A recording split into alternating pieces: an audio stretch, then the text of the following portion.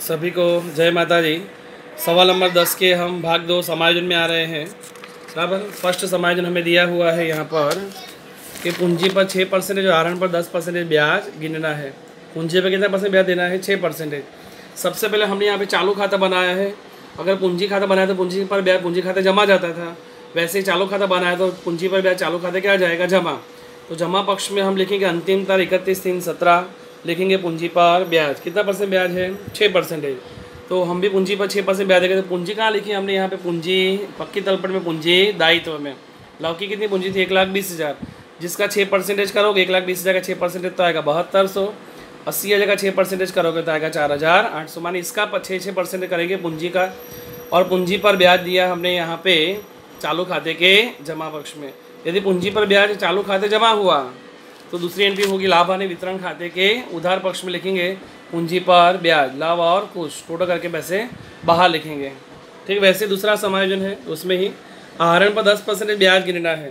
तो आहरण आप जानते हो कि अभी हमने चालू खाते उधार में लिखे आहरण। अगर चालू खाते उधार में आहरण लिखा है, चालू खाते उधार में आहरण लिखा है तो चालू खाते के उधार पक्ष में भी आहरण पर ब्याज भी क्या आएगा? चालू खाते ही उधार आएगा। तो उधार पक्ष में लिखेंगे हम 10% ब्याज। तो 40,000 का 10% 4,000 और 12,000 का 10% 1,200। यदि चालू खाते उधार हुआ आहरण पर ब्याज, चालू खाते उधार हुआ तो लाभ हानि वितरण खाते क्रॉस में क्या जाएगा? जमा में जाएगा। लाभ हानि वितरण खाते के जमा पक्ष में लिखेंगे आहरण पर ब्याज, लाभ और कुछ टोटल करके पैसे बाहर लिखेंगे। बराबर। सेकेंड समाज में लिखा है चालू खाते की प्रारंभिक बाकी पर 10% की दर से ब्याज का प्रावधान कीजिए। चालू खाते के प्रारंभिक बाकी पर 10% ब्याज का प्रावधान है। तो चालू खाते की बाकी पर ब्याज देना तो चालू खाते में आ जाने का। फर्स्ट में जमा में जो शेष है तो शेष आगे लाए कितनी है? 8,000 लव की। तो जमा वाली शेष का जमा पक्ष में लिखेंगे तो लिखेंगे जमा शेष पर ब्याज 10% है तो 8,000 का 10% कितना हुआ? 800। यदि चालू खाते में जमा हुआ, चालू खाते में जमा हुआ जमा शेष पर ब्याज तो लाभ हानि वितरण खाते में क्या करेंगे? क्रॉस में उधार होगा। लव के चालू खाते के जमा शेष पर ब्याज 800, चालू लाभ हानि वितरण खाते उधार करेंगे। ठीक, वैसे ही जमा शेष पर ब्याज दिया वैसे उधार शेष पर भी ब्याज देंगे। उसकी उधार शेष थी 12,000।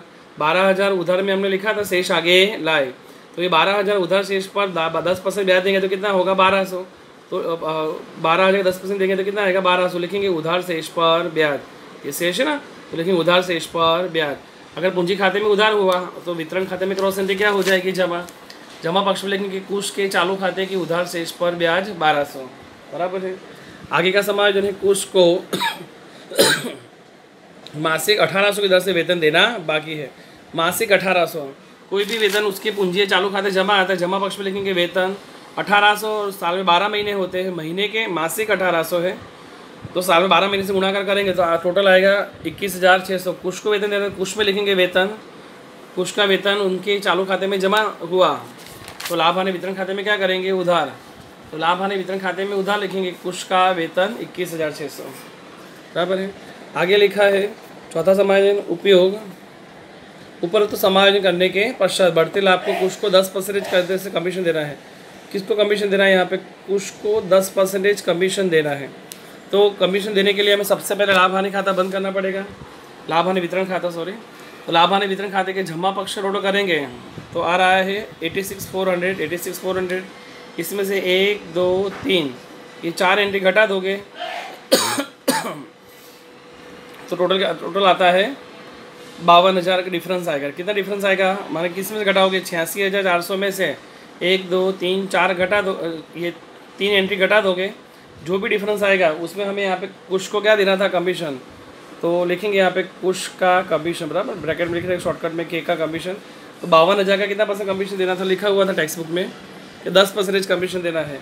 तो के का कमीशन जो है 52,000 का 10% कितना हुआ? 5,200। अब 52,000 में से 5,200 गए तो बचा, क्योंकि 52,000 लाभ था पहले, उससे 5,200 गए, बचे कितने? 46,800। एक बार वापस समझा रहा हूँ। जमा पक्ष का टोटल हुआ 86,400। उसमें पूंजी पर ब्याज, चालू खाते के जमा शेष पर ब्याज और वेतन घटा देंगे 3 एंट्रियाँ, तो डिफरेंस जो भी निकलेगा उधार में उसे हम कहते हैं वितरण पात्र लाभ। पर इसको वितरण पात्र लाभ देने से पहले कमीशन देना है। कुछ को कमीशन कितना देना है? 10% है। तो वितरण पात्र लाभ मिला कितना? 52,000 डिफरेंस मिला तो उसका 10% कितना हुआ? 5,200। 52,000 में से 5,200 गए बचे कितने? 46,800। इसे कहेंगे वितरण पात्र लाभ। कुछ का वेतन की कमीशन की डबल एंट्री करनी पड़ेगी। ये लाभ हानि वितरण खाते उधार है तो उनके चालू खाते क्या होगा, जमा। तो चालू खाते के जमा पक्ष में लिखेंगे, कमीशन कुछ में लिखेंगे 5200, बराबर। अब ये टोटल लाभ जो है 46,800 वो कैसे बांटना है, तो उन्होंने बुक्स में कहा था कि वे 60% लाभ 5:2 में और बाकी का लाभ 2:1 में। इसकी गणना यहाँ दर्शाई है कि लाभ हानि वितरण खाते में जो डिफरेंस निकला 46,800, 60% लाभ 3:2 में बांटना था और बाकी का तो जो बाकी का जो लाभ मिला था, बराबर, बाकी का जो लाभ था तो टोटल 100% में 100% निकल 100 में से 60% निकल गए तो बचे कितने 40%। माने शेष लाभ कैसे बांटना था 2:1 में। तो ये पहले तो 46,800 का 60% करेंगे तो कितना आएगा 28,080 और 46,800 का 40% करोगे तो आएगा 18,720। फिर ये 3:2 में बांटना था, 3 और 2 कितने हुए 5, तो 3/5 2/5 मैंने 28,080 को हमने 3/5 और 28,080 को 2/5 दोनों में बांटा, लव और कुश को ये अलग अलग। फिर वैसे ही 40% लाभ था इसका, 40% कितना आया था 18,720, 2 और 1 3 तो 2/3 1/3 बांटेंगे तो इसका 2/3 करोगे तो इतना आएगा और 1/3 करोगे तो इतना आएगा, बराबर। और अब ये लव और कुश दोनों का अलग अलग करते हैं। तो लव का ये भी था और ये भी था तो टोटल मिलाएंगे, टोटल लव का टोटल कितना हो जाएगा 29,328 और कुश का भी देखा जाए तो 11,232 प्लस करेंगे 6,240, कुल मिला कितना होगा 17,472। माने दोनों लव और कुश का अलग अलग कर दिया, फिर दोनों का क्या कर देने का जोड़ कर देंगे हम। तो ये जो टोटल लाभ है इसका लव का कितना हुआ 29,328 और कुश का कितना हुआ 17,472।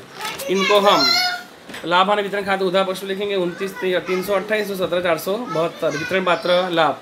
ये लाभ हानि वितरण खाते उधार हुआ तो चालू खाते क्या जाएगा जमा, चालू खाते जमा में लिखेंगे वितरण पात्र लाभ। इसका टोटल करेंगे तो यहाँ और ये वाली एंट्री घटाओगे डिफरेंस निकलेगा। यहाँ जो डिफरेंस निकला उसको कहेंगे शेष आगे ले गए, यहाँ पे क्या डिफरेंस निकलेगा उसे भी कहेंगे शेष आगे ले गए। ये कौन सा खाता है चालू खाता। चालू खाता जाएगा पूंजी दायित्व में, पूंजी दायित्व में लिखेंगे चालू खाता लाभ और कुश, टोटल करेंगे पैसे बाहर आएंगे 24,000, दोनों पक्ष टोटल कैसा आएगा समान, बराबर है। इसका अर्थ हमारा क्वेश्चन का आंसर सही है। ओके बेटा, धन्यवाद।